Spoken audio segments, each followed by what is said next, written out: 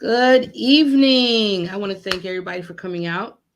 I have the amazing Clifton Jackson on my Mhm. screen today, I don't know. and Amazing.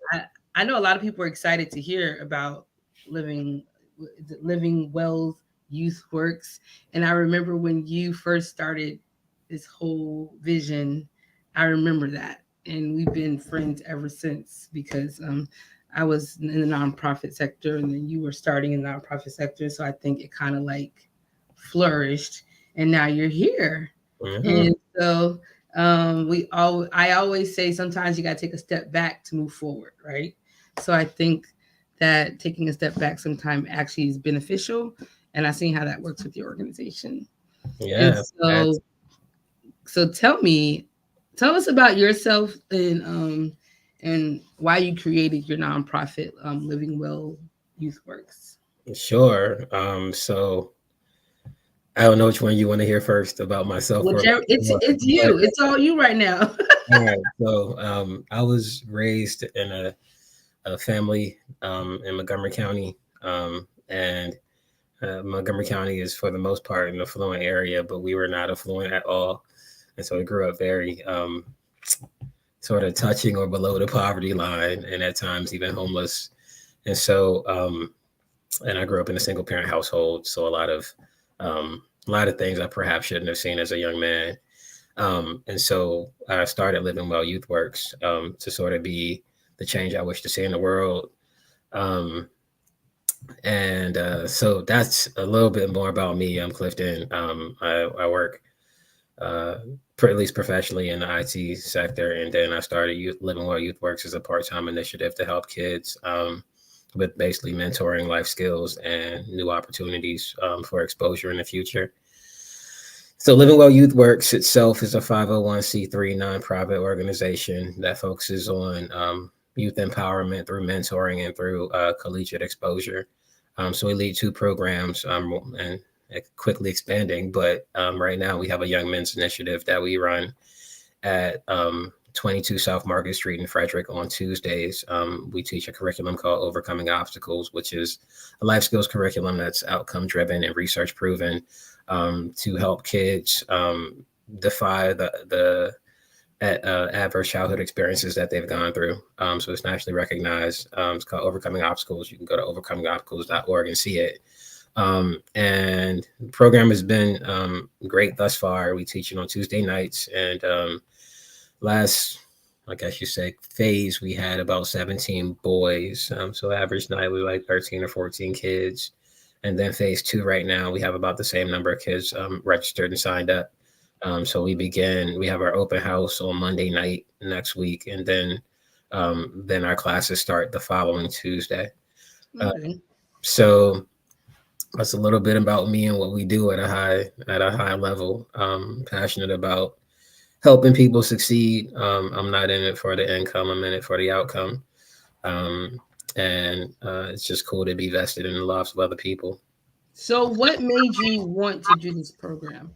I mean, when you think about like um somebody's mission and vision, what made you want to do this? Like, how did you come up with this whole um mission to do this? Something had to make you want to do it. It Something. wasn't.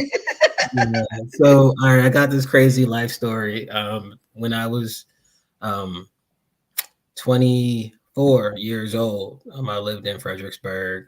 I had an apartment. I had a girlfriend at the time, and I worked in DC in Fredericksburg, Virginia. So I was driving back and forth about an hour to get to work. I was only making like $30,000 a year. I was working on a temp job, making $15 an hour, and and I had this girl that sat next to me at her desk, and was just like, I don't want to do this anymore. I think I just want to go get another degree. And like she like quit and left. And I was like, wait, I don't have a degree. How do you just go leave and get another one? I was like, if she can do it, I can do it too. Right. So I found a way. But I started applying to universities. At the time I had a couple college credits and a high school diploma. Um, and I applied for Virginia State University, which I don't know if anybody watches BET, but they used to have a show called what was it, College Hill. Mm-hmm. So I went to college. I went to the university. I had College Hill, basically. So that was cool. Um, but I got accepted, and I was 24 years old, and I went to go live on a campus with like 17 and 18-year-olds. I promise, it was the craziest thing I think I ever did. But it was How also old were you? How old were I you was that time? 24, but I looked young. I looked younger, so people just didn't know. They thought I was their ages. So I just rolled with it. Like, okay. But that experience changed my life because that was the first time I actually went to a real legit college campus. Like, it was established in like 1882, I think, and it was over 100 years old. And there's a whole bunch of like Black history because of HBCU. It was a closed campus school. And doing that immersed me in Black success. It immersed me in and Black people who did well. And I didn't have my car. Like, my car was about to get repoed, so I like put it in hiding. And then and so I couldn't go nowhere, right? So I was stuck on campus for like 5 months. And I think that experience, just leaving the area, going somewhere completely different, and being around people that look like me but were successful, that changed my life and changed my existence. And so the reason why I started the organ a bit so to answer your question, not to be so long winded, No, but you're fine. Because I um, want to know, like, what I mean. People are gonna watch this and be like, "How did he start this?"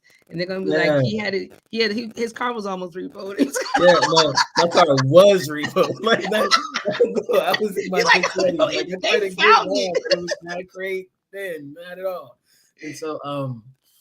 And so, what made me actually start it was just I needed a third party person, right? If I didn't have that growing up. We grew up again close or below the poverty line pretty much my whole existence. There was like violence in my home and some other things, and so um, when I became successful, I did it because I had to leave the area. But I felt like if I had some person I could confide in, or some person that was just vested in my future, be it a community person, not necessarily somebody from your school or your parent or from your church, some random person. I know it sounds crazy, but having a community person there that just cared about me and wanted to see me succeed, I think would have helped me out a lot. So my goal with Living Well Youth Works is kind of to be that. Like, if you become successful and you came from nothing, give it back. Like, teach somebody else how to do the same. There's a lot of Mhm. people who don't do that. Yeah, Um, I agree with you on that one because I know, like, my parents didn't know I was applying for college, so I didn't have like that whole like hold your hand. And so I went to college older as well. So I can relate to like going to college with, you know, younger kids, and I was 22, and like it was new for me, but I think if I would have had someone that was there to mentor me, I probably wouldn't have got my first student loan because I didn't know what I was signing, or like I would have been able to succeed in in a better way. You know what I mean? I did graduate, but I felt like that I was doing it by myself. So having that mentor and person in your ear or somebody to hold your hand is important. Great. I graduated high school with a 2.3.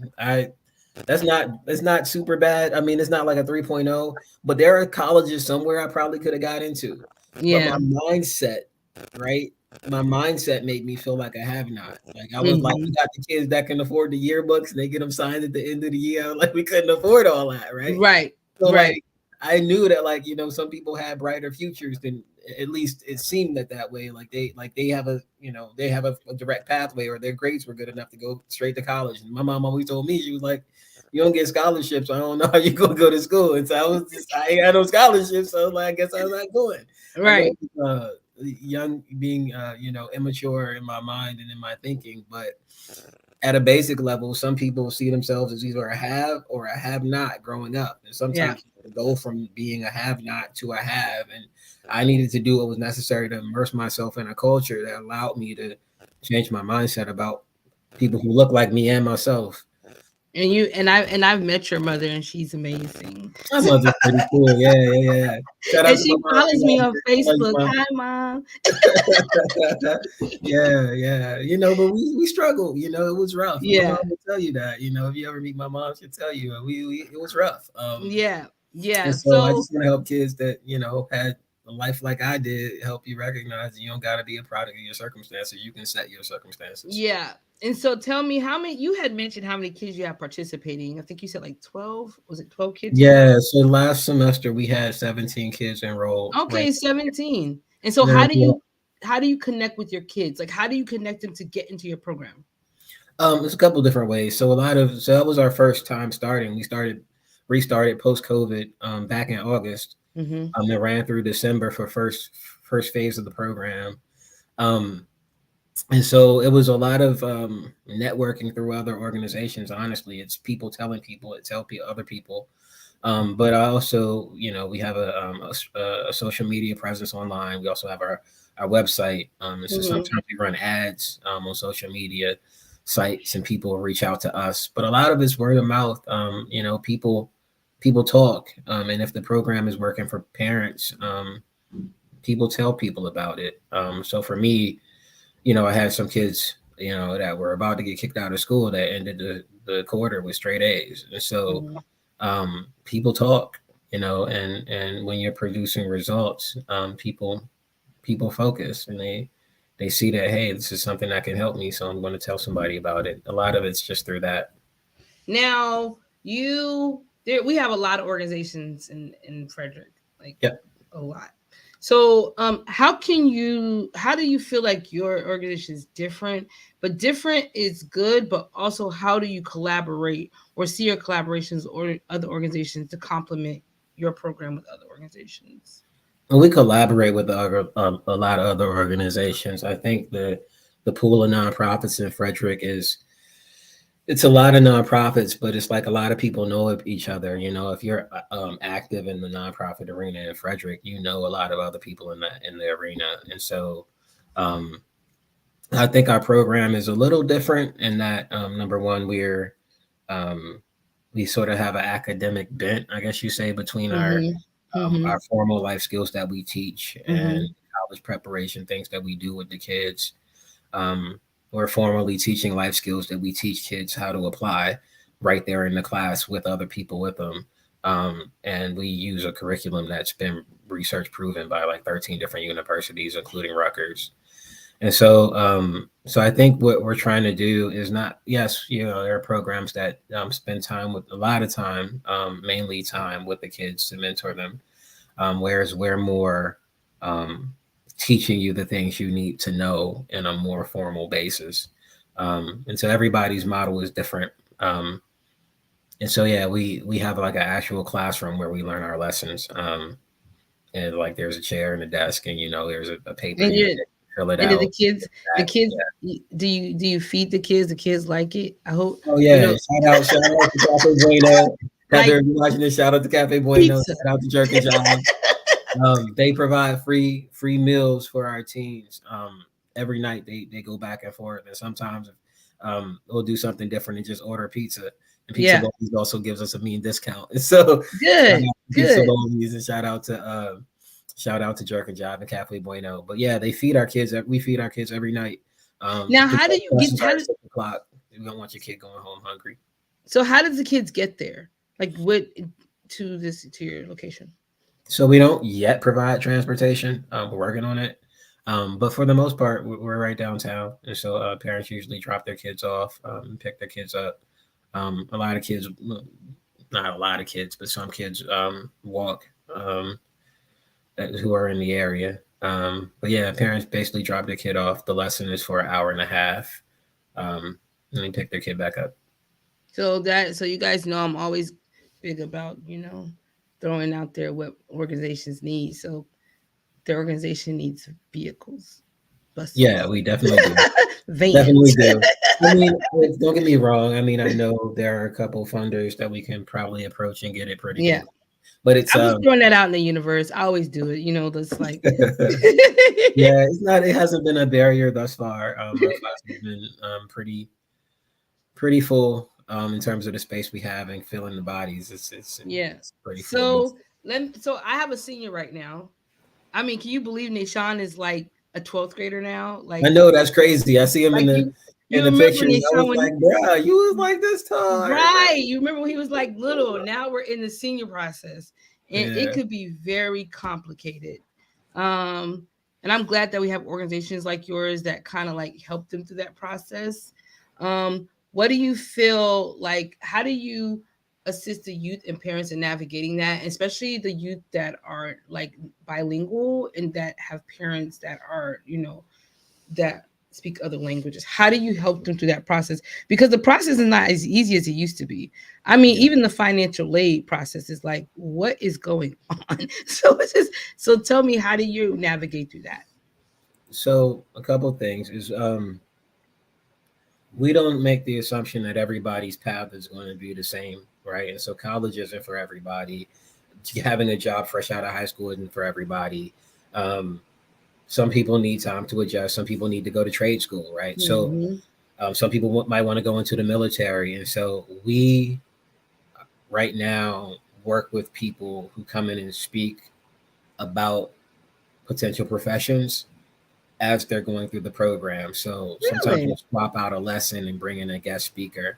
For instance, in March, we have a person coming from the Air Force, and he represents the Air Force and the Space Corps. I think that's what it's called, Space Corps. And The he's going to Space talk to Force? Space Force? Space Force. That's what it's called. Sorry, the Mhm. new one. The Hey, new one. it's new. Like, I don't even. Yeah. But he's going to talk about what they offer, and because some of our kids have had run-ins with the law, and so they feel like that's not for me because of whatever, and they can still get in. And he's just going to explain like what what they look um, for you to get into the military if that's what you want to do. We also have a financial advisor that's coming in April to talk to the kids about budgeting.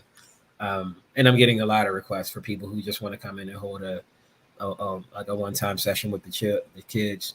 There's also FAFSA, so Community Foundation of Frederick is very good about providing scholarships for young people. It's just a matter of getting people to apply for them. Um, What is it that again? Community? Community Foundation, Frederick I'm Community gonna Foundation. write that down because I need. Yeah, they fund a lot of scholarships, but it's a matter of getting people to apply and know that they're available, and understand the process of applying for financial aid through FAFSA.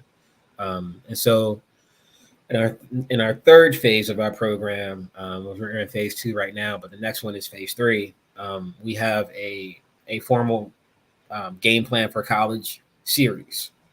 So we have a game plan for work, we have a game plan for college, we have a game plan for trade schools, and we put kids through this um, before they graduate high school, just so they have a game plan. And it's a more of a formal process of like, let's document what you want to do and really expose you to Right, do it, or right, bring and in I some people who can talk to you about it, or get you some mentors who specialize in that area.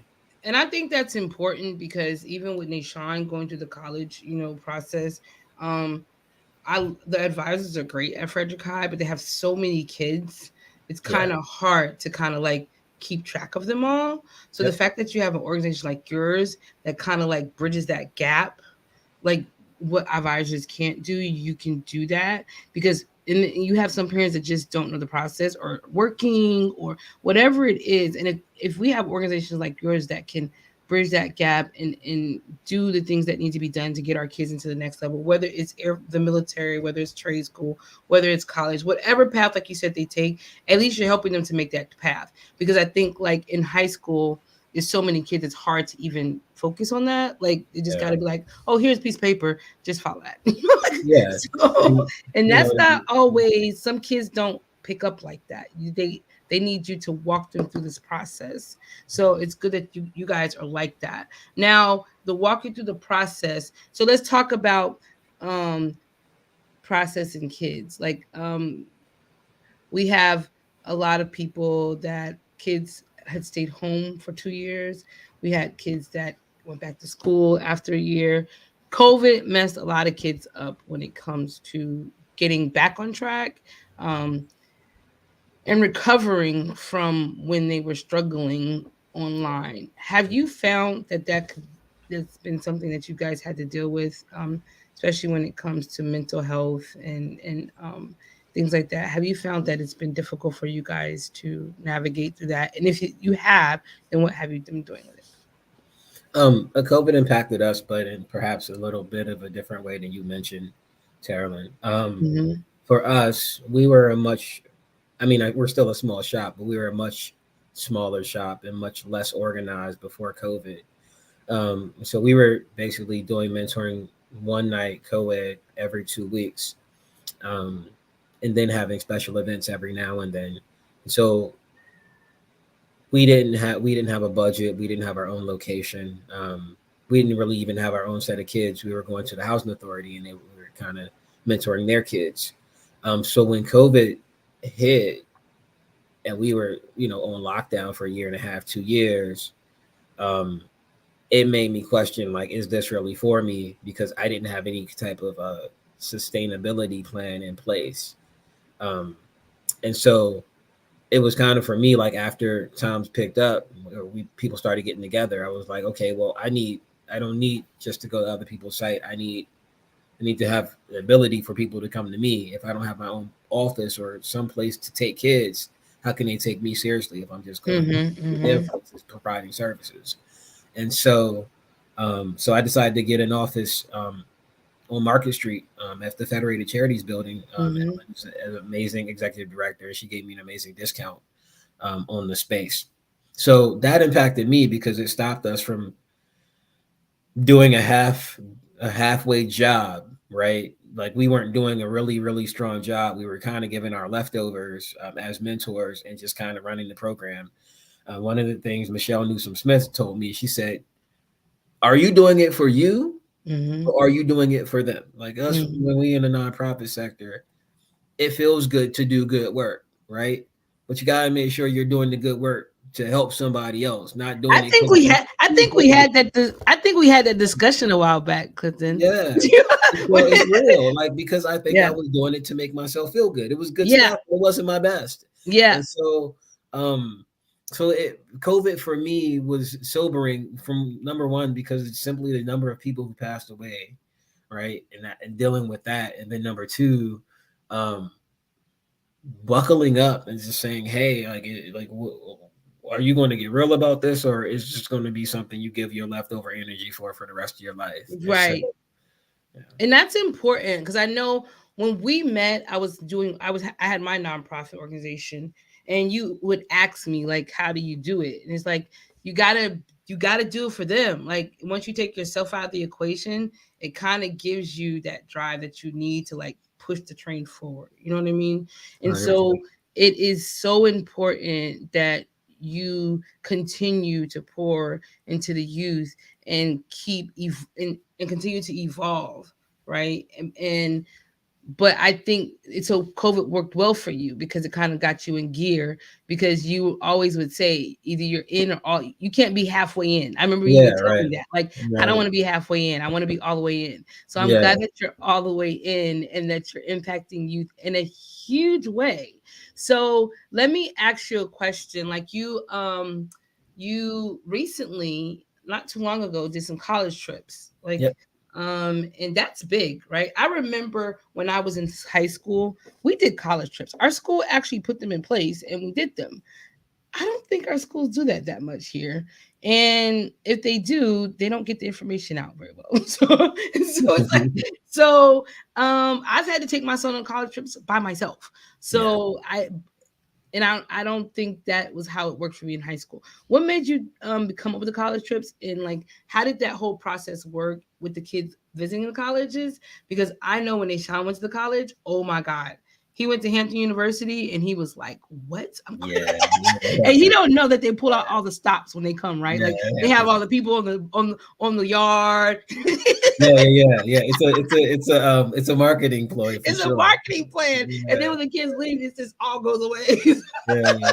Tell me how the kids like experience that. Like, what? Yeah. So last year, um, shout out to Osterman Family Foundation for funding us for these trips. Yay, Osherman. Good shout Um, out. so um, Last year we did a college tour of Johns Hopkins University. Beautiful campus. Yeah, we met a admissions advisor that was the admission advisor for our area. So if you Mhm. applied to go to Johns Hopkins, she would be the one reading your resume.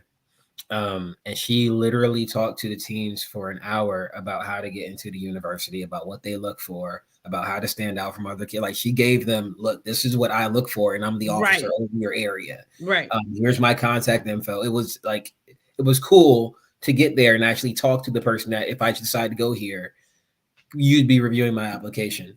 They have an endowment from Michael Bloomberg, who's the owner from Bloomberg, yeah, a financial firm, Mm-hmm. for like several $billion. So Mm-hmm. he endowed the university so that anybody that goes there will graduate with no debt. So, but yeah, that was an amazing trip.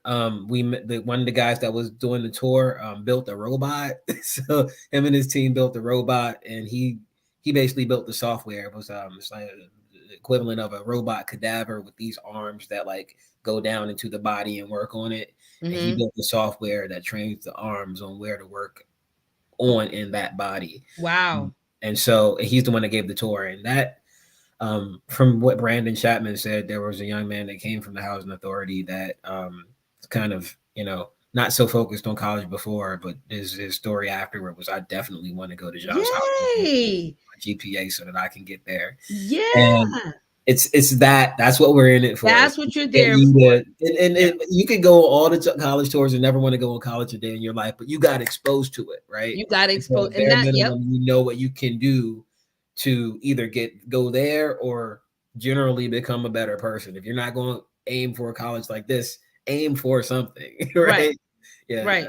So you basically planted the seed, right? Like yeah, that that's the that's goal. what you did with that college tour. And I think that is so important that you continue to do those college tours because a lot of kids don't get that exposure. I mean, a lot of parents don't even know that they could set up a college tour or, Yeah. and it's free.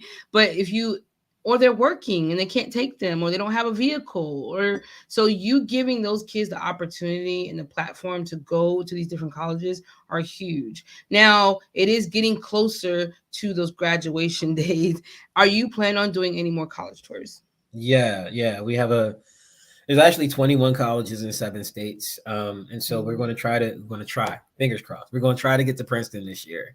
Yay. No, we're not going to. You're going to University. do it. We're Yeah, not going we're to going say to do it. no. Yes, there is We're no going to put try. it in Do or say, don't yep. do. There is no try. So we're going to take kids up to Princeton this year.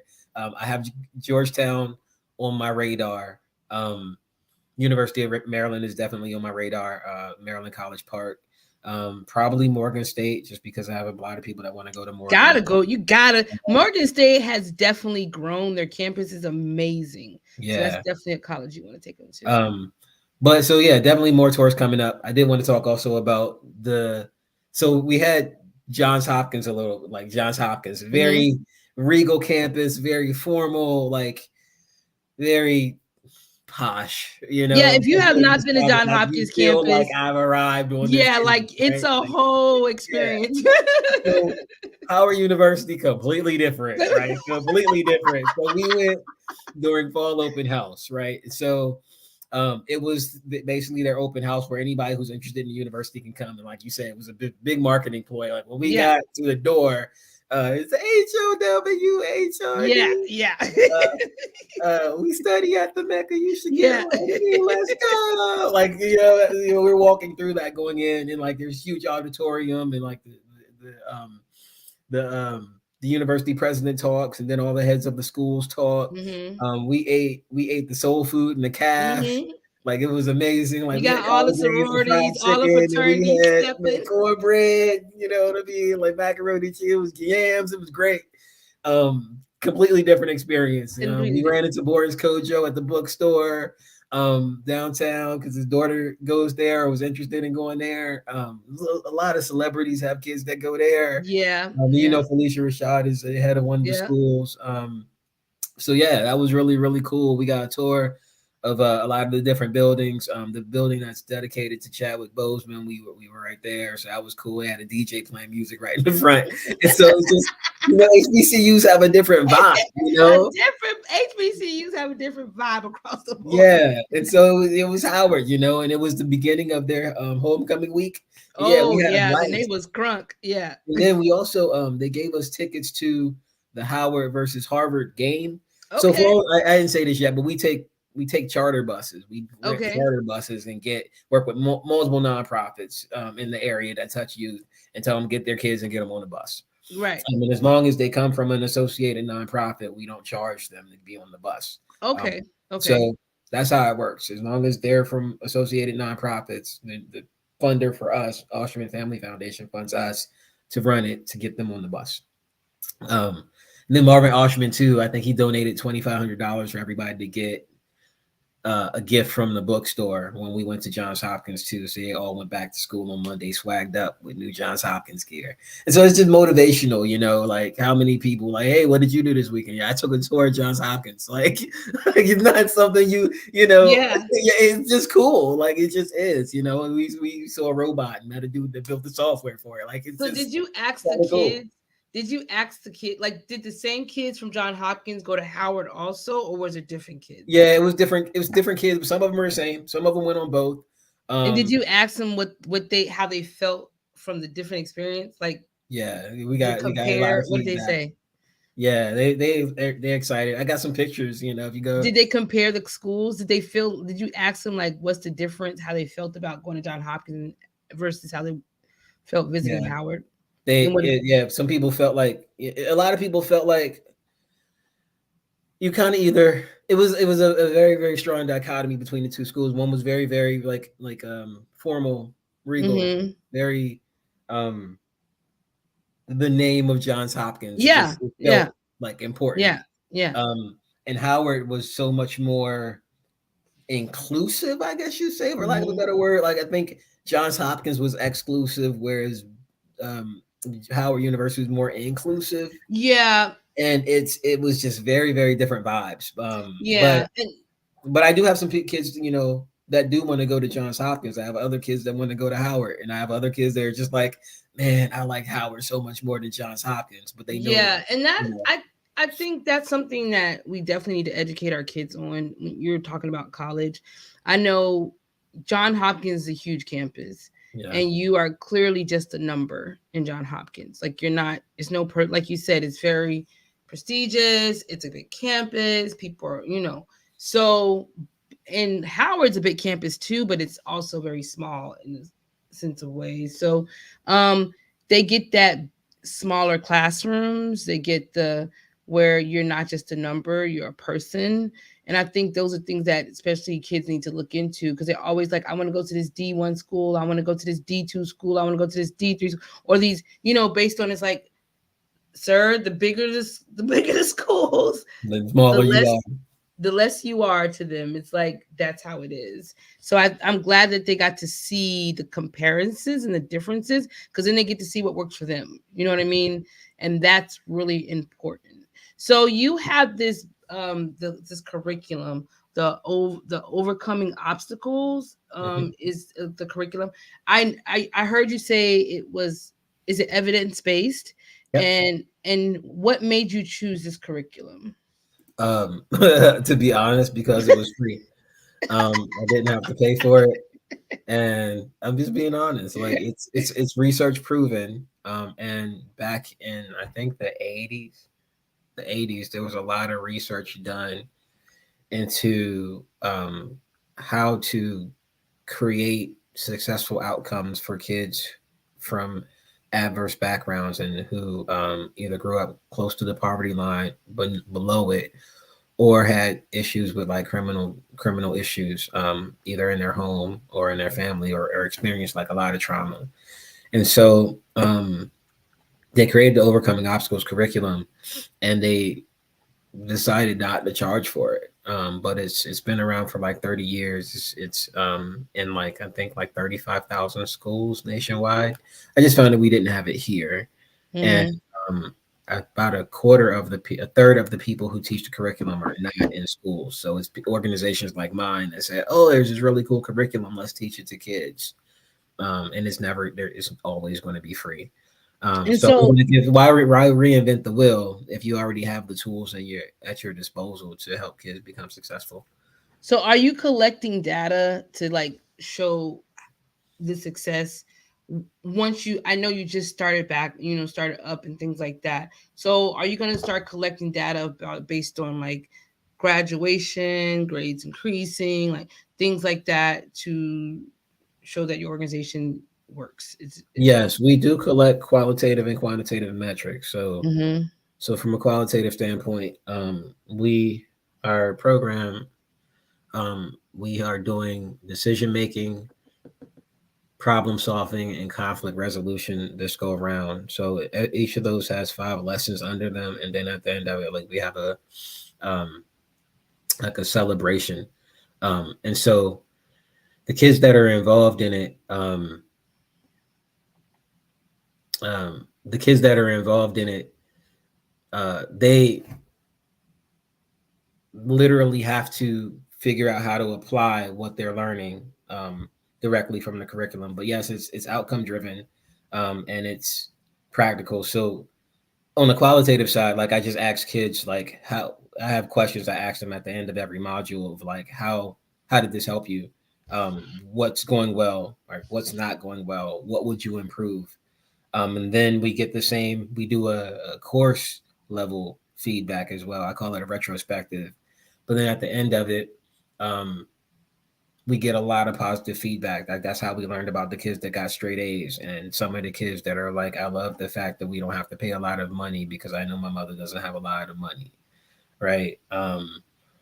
So it's those type of stories you get at the end of it, where you actually go through a whole semester and you ask a kid, so how did this help you? Did this really help you? And then you push them aside and say, Mom, come here. Is this really helping little Johnny? And they're almost in tears or usually in tears because they're like, oh my gosh, like I couldn't, it's just doing so much for us. It's wild. Um so that's the qualitative in terms of like just getting the verbal feedback, and then the quantitative is we have these surveys that we give out, and we are ask kids how some very direct questions, and then we'll take a percentage of the people who responded in certain categories like A, B, C, or D. um, and then also like once kids graduate, we are going to we haven't had any kids graduate yet. We haven't had any seniors. We got got a lot of freshmen through sophomore, Mm-hmm. some Mm-hmm. juniors, I guess freshmen through juniors. But once they do graduate, we are tracking like, okay, where did they go? And then the mentor aspect of our program. So we teach our lessons on Tuesdays. Mentor is going to follow up with the kids probably once face to face, and then once on the phone between the lessons. And so that mentor will probably stick with that kid probably well after graduation, just to make sure they're on the right track. On the right track, yeah. So on my platform I talk about touchy topics. That's A little touchy. Some people like to answer them. It depends on who's on my seat. So I remember going to Frederick High. I visited the school and I sat with some the NAACP students. Like they were students that were like in the schools in the clubs, and they talked about the school to prison pipeline. Um, One of the young black men says that he mentioned it like we're not getting the same support as white students. We don't get the same resources as white students. I mean, we do live in Frederick, and we know that that is a topic that has come across the table over and over again. And racism has gone in our schools over and over again. How do you feel about the school to prison pipeline? And do you think that it exists? And if you do, how you feel? Actually, next question, if you answer that one, how you feel? Yeah, I mean, I was a part of the school to prison pipeline. I went to school. I went to college at 24 because I was trying not to continue being a part of the school to prison pipeline. But if you look, a lot of I did a lot of stupid stuff when Yeah, I was younger. Um, there's a lot of kids that grow up without dads in their home, and if we're getting personal with it, right? Like, um, I'm not saying a woman can't raise a man, but it's different when a man raises a man. of course, of course. And my mom raised me. I grew up to be a man, but like I didn't do everything perhaps I would have done had I had a Hmm. man telling me go this direction. Mhm. So Mhm. since that's known and that's sort of very prevalent when you're a black young man, just a Mhm. lot of dads just decide they're not going to be a part of their kids' lives, or at least there was a generation that was like that. I think it's getting better from people Mhm. I know. Mhm. I know a lot of dads that actually want to be in their kids' lives, but for whatever Mhm. reason, there's a lot of us that don't have dads in our lives. Um, Mhm. so I think once you deal with the fact that we got motherless kids that need attention, and then they find that attention, they find it the wrong way. Um, and we all know, like, I ain't gonna get too deep on it, but if you look at a police badge and look at a slave catcher badge, they're the same thing. They're the same. No, you don't got it. It's Black History Month. Okay. And so yeah, so I mean, if Let's you talk about. recognize I that mean, you know slave how the police catcher, department was created. It was. yeah. So if you look Yeah. at like the slave catcher badge, and then you Mhm. look at going through like the Civil Wars and like the processes of what that same job evolved into. That same job evolved into slave catcher job evolved Mhm. into the modern day police officer. Mhm. So you were never really designed to get far in the Mhm. Mhm. constructs of the way United States was created. Mhm. And so once you recognize that, you train your kids like you're not designed to be successful. So the rules don't apply the same to you as they do to Mhm. everybody else.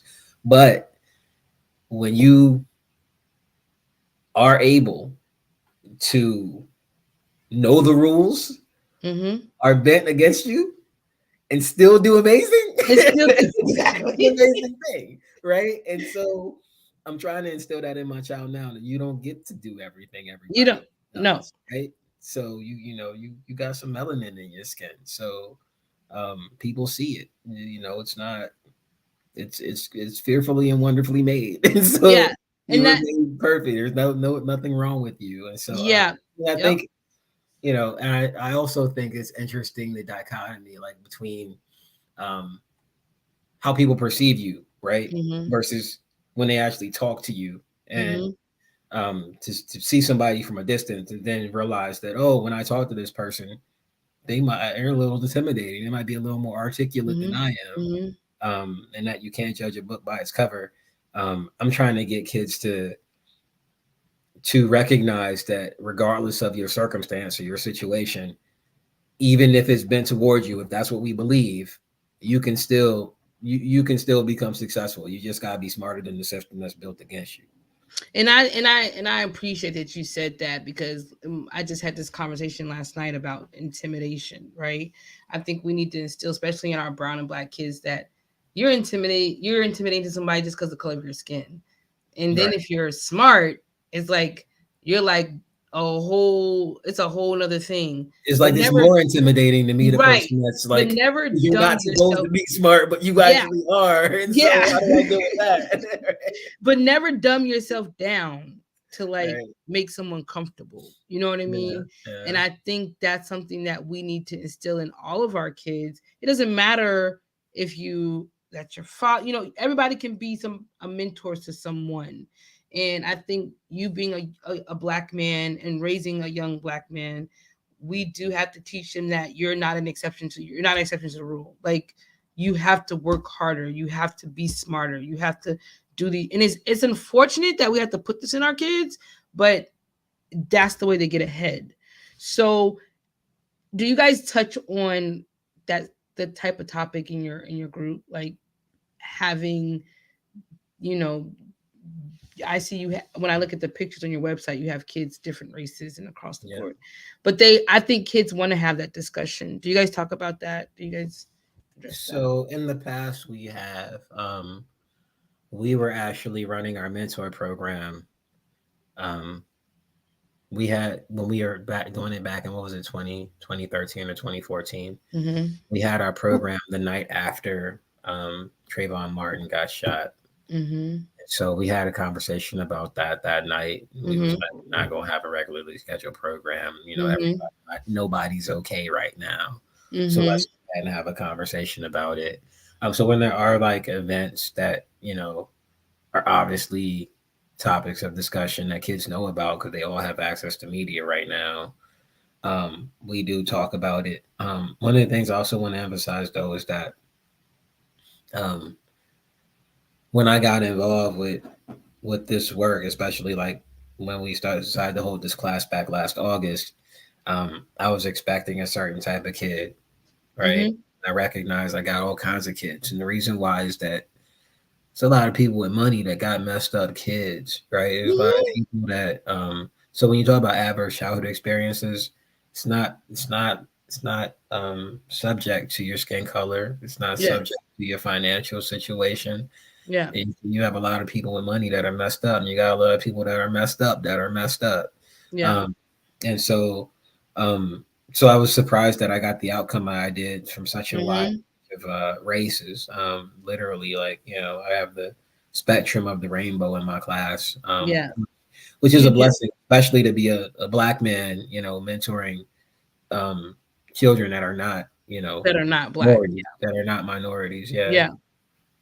Please know. I mean, that what you said was facts. People, when they always think like, oh, a bad kid, they automatically think, oh, they come from a broken home, like yep, they parents on crack, like they don't went to the extreme, yep, but their dad is an astronaut or a scientist and their mom's a doctor. Like there is kids out there. It doesn't matter your money, like yep, or your income, like income status. Like kids have issues, yep, and some people throw money at it, and yeah. some people don't. So it just depends on what it is, right? And And sometimes they don't need a counselor. Sometimes they need you. yeah, they Right. need Sometimes you. they want to talk Mhm. to you. They want to talk to mom or they want to Right. talk to dad. They don't want to talk to a counselor or a teacher. And then when they talk, they want you to listen.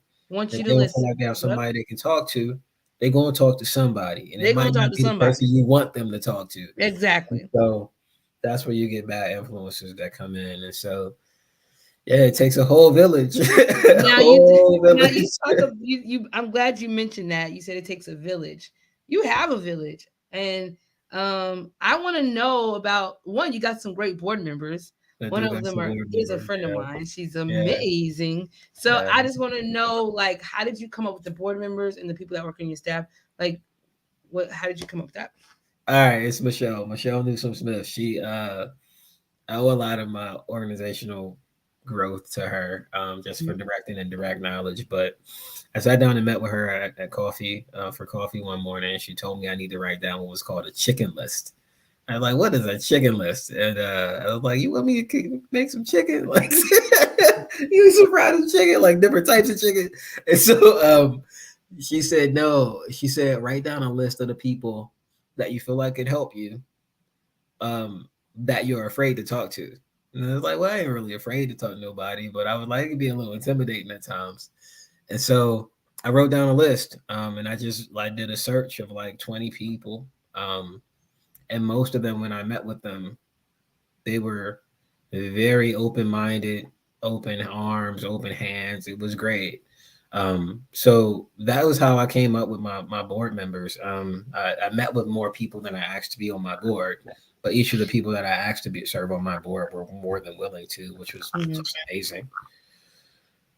You want to know who they are?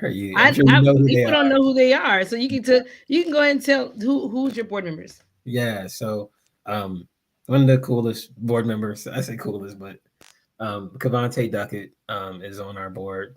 He is first African American to serve on the Frederick County Council. Mhm. He's only 28 years old. So, and I talked to him when he was still campaigning, and he was fresh on the campaign trail. And so yeah, I talked to him about being a board member, and he agreed before he ever even took the role on county council. So he's just an amazing resource, very wise beyond his years for sure. Um, Uh-huh. and so that's exciting, and he's also well connected in the Frederick area. Um, Another person we have on our board, her name is Diana Walker. She's with an organization called Lead for Life. Um, Mhm. Diana oversees an initiative called um, the Juvenile Entry Diversion Initiative, which is JEDI under Lead for Life. So she has kids that are referred to her who have been first time offenders with the law. Mhm. And instead of the state's attorney sending them to jail, they'll send them to Leap for Life, and then Leap for Life will indirectly send them to us for Yeah. mentoring. Mm-hmm. So she's referred probably like 7 or 8 kids at this point into our program between last semester and this one. Ray Gallagher is also pretty amazing. She's on the board of education in Frederick, and she's also really helps us like identify and find grants. And she's really amazing with helping us find funding and resources, and has always been willing to jump in there and help out and write grants as well. Um, she's always like, "Can you tell me if you need me? Can tell, like reach out, tell me you need me." I'm like, "Okay, okay, all right. I'm sorry, Ray. I'm sorry." But she's an amazing person. I don't know how she finds time to do everything she does. She seems like she's always going this place and that place. So um, there's also Tiara. Tiara is a research scientist Okay. uh, at National Opinion Research Center, which is NORC. And so she works out of Bethesda, and she's also my wife. So she is a adverse childhood experiences expert, and did a lot of. She has a PhD and did a lot of research around um, children with health disparities and access to stable food. So she is an amazing resource as well. Um, Velva Cooper has just been a longtime board member, and was actually on our board even before COVID. Mm-hmm. So she works for Montgomery County Public Schools. She's also worked with the court systems throughout Maryland as well. And she is originally from Brunswick, so she is a native around here, and also a member of Delta Sigma Theta. Uh, who else do we have on our board? Um, Tanya, I can't forget Tanya. Tanya Medan from the Housing Authority. She is part of the reason we were able to mentor kids when we were in Lucas Village, and actually helping us to expand our footprint now. But we used to mentor kids at in Lucas Village, which is the Housing Authority community, and then also at Bernard Brown Community Center, which is led by the Housing Authority. I think I covered everyone. I hope I didn't forget You did anyone. not. I think you covered everybody. All I right, think I you think did. there. Oh gosh, I did forget somebody. Last but not least, it's not because I don't see him as a board member. It's because I see him as a helper and a friend. But Sherman Hall, I I thought he was. I thought. I um, thought you was going to mention him as a staff person. see, That's how I was Sherman like, Hall helps me run our classes. Like he's yeah, yeah. there, so I consider him more of a I mentor didn't than think a you board really member. forget But he is him. a board member Is for he a sure. board member as well? Yeah, he was always a Okay, board he's a member. board member as well. Okay, So yeah, okay. So yeah, and I guess if you see him working in your classes, it's kind of I could see where But I was gonna ask you about your staff too, so you're gonna eventually mention. yeah. I don't have a staff yet. I'm working on it. Well, I'm I actually mean, he working is on 2 people considered. I right mean, he does now. help you with your class. So, um, Yeah, he wears different hats. Let's put it that way. yeah. So now let's talk about your future plans for living well use. Like, what is your plans? Your next plans in the next 6 months. Like, what do you plan to do? So I'm trying to knock out 10 college tours this year. Okay. Um, um, doing a couple trips up to Pennsylvania. There's a really prestigious colleges up there: University of Pennsylvania, Villanova, Penn State, um, and so trying to get up to Princeton as well in New Jersey. So we have a lot of things on the horizon for collegiate exposure. Like I told you, solidifying transportation for our mentoring program. We're currently about to sign a partnership with Frederick County Public Schools, and we'll probably have a presence at some level in multiple schools. And then we're also launching a girls initiative as well. That's going to be similar to our boys, but strictly for girls as well who have experienced adverse childhood experiences, and bringing in a lot of other people to come speak to kids who have has success in the Frederick area, be a person of influence. That's what 2023 is really going to look like. I am planning to bring in a couple also, like some staff people, either interns or part-time people, to help with marketing, to help with expansion of the college tour program, to also help with expansion of the mentoring initiatives as well. Okay. So you guys, that's where you find his information. Livingwellyouth.org. And so make sure that you check it out. So I always ask people that come on my show, I ask them two things. So, what is one life advice you can offer to someone that wants to start or start a nonprofit or run a nonprofit? What's your advice? I kind of said it already. Is kind of the theme, which is figure out who you're doing it for.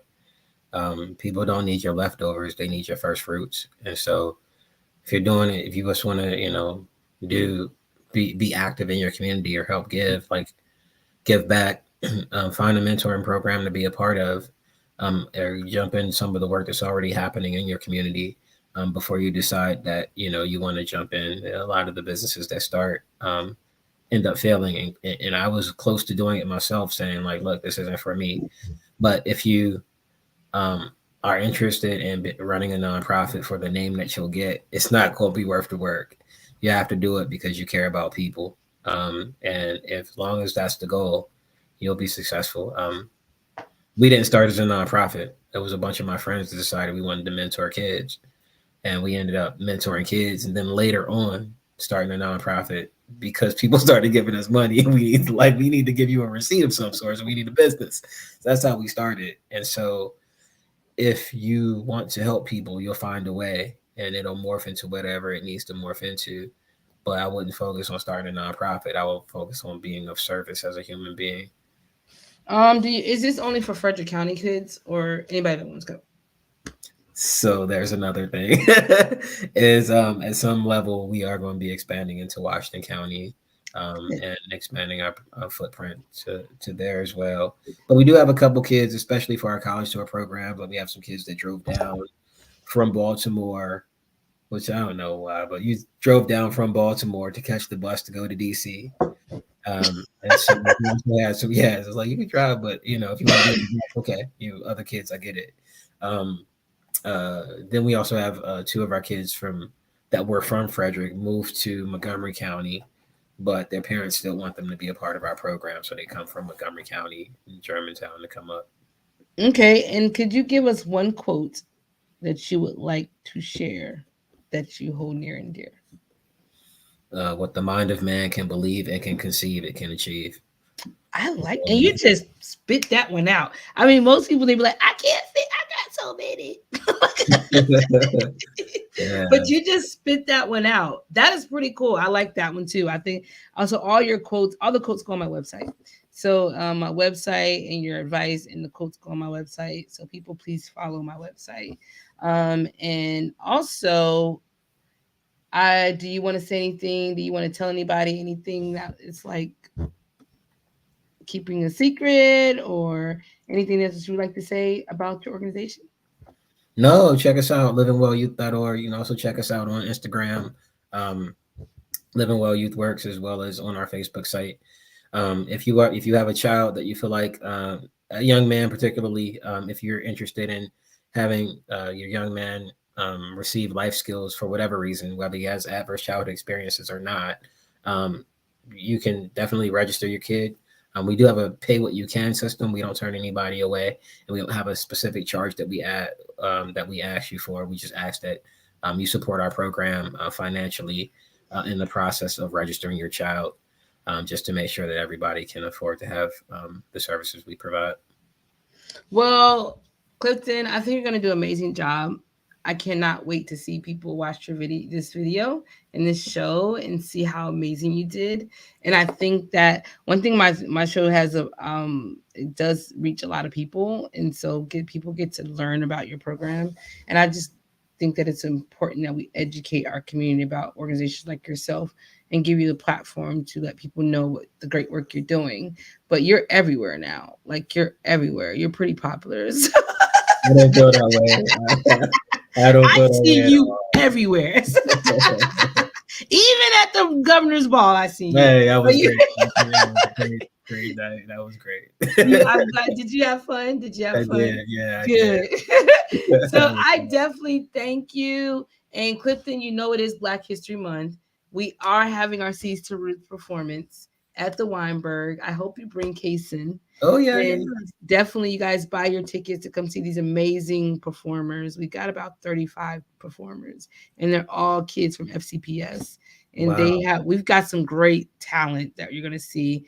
And it's just grown over the years. So please bring Kason and bring your friends and let them know and come see out. But we're definitely going to pour into your organization however we can with volunteers and people that will donate, donate, donate. And I can't wait for your first gala so I can go. I know. I was like, so you got a gala, right? I'm like, You gotta have a gala. Well, I love you, Clifton. And thank you so much for being on my show. And I look forward to the great work you're going to do. Thank you, Carolyn. It's been cool. Bye, everybody. I think we're at our time. So thanks, Yeah. everybody. Right.